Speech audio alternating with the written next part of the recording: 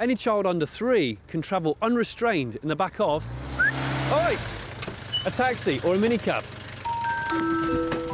It seems extraordinary, and today we're going to find out what happens to an unrestrained toddler should the worst happen. First, it's worth remembering how vital baby seats are. AA Trust research shows how even a child cradled on a parent's lap isn't safe. This test was based upon a real-life crash where the child fractured spine and skull at just 19 miles an hour. There would have been little or no injury if the child had been in a baby seat like this. But even then, the dangers aren't over. You've got to make sure the seat's been fitted properly, not just slung in the back with the seatbelt hurriedly lashed around it. Otherwise, this happens. The message is clear. Without a proper restraint, even low-speed impacts can have devastating consequences. So why does the law allow under 3s to romp free in the back of cabs? Maybe there's a good reason. Maybe the layout of a cab interior is in some way safer than a normal car. There's one way to find out. We're going to crash this taxi at just 30 miles an hour and see what happens to those inside. The passengers for our taxi's final fare are crash test dummies. Our adult dummy will be wearing a seatbelt because the law states that if they're fitted, adults must wear them. Our so-called Classification 3 child dummy will also be complying with the law, so he'll be travelling unrestrained. Time to crash.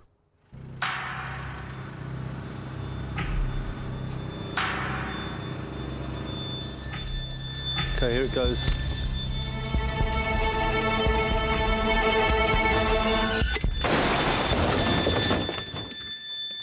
Doesn't look very dramatic, does it? In fact, the 50-year-old design seems to have held up pretty well, with the passenger compartment still nicely intact. But watch again from inside, where it's a very different story.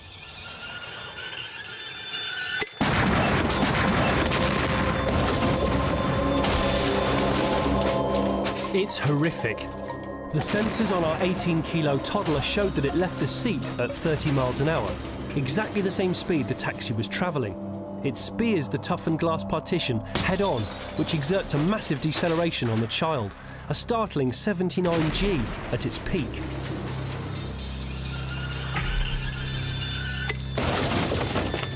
Just imagine taking a blow to the head, the equivalent of 79 times your body weight.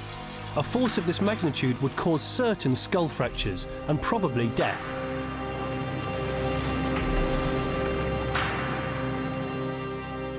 Thanks to a seatbelt, the adult would have walked away. So why does the law, which applies to minicabs as well as black taxis, let under 3s travel without restraint? Well, it's there for very practical reasons. You could almost say for common sense reasons. You can't expect the cabbies to go out and buy the 4 or 5 different types of child seats you need for all the different types of kids, because that's going to cost about 600 odd quid. Neither could you expect parents to lug a seat around the shops with them all day. So there's probably a chance for someone out there to design a seat that could dabble as something like a rucksack. So if anyone's out there who watches Dragon's Den, take note. Rather than berating cabbies or lawmakers, hopefully what this test does is put the duty of care on the parents. Just because it's the law doesn't mean that it's a wise thing to do. So think ahead about your journeys. Instead of going for something like a taxi without a kid seat in it, go for something that's big and huge and slow, like a bus with a massive crumple zone.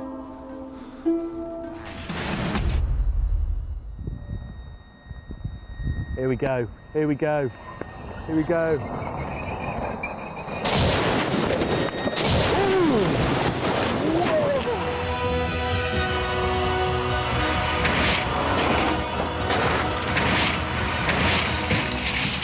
A direct hit, and it was as spectacular as my worst fears.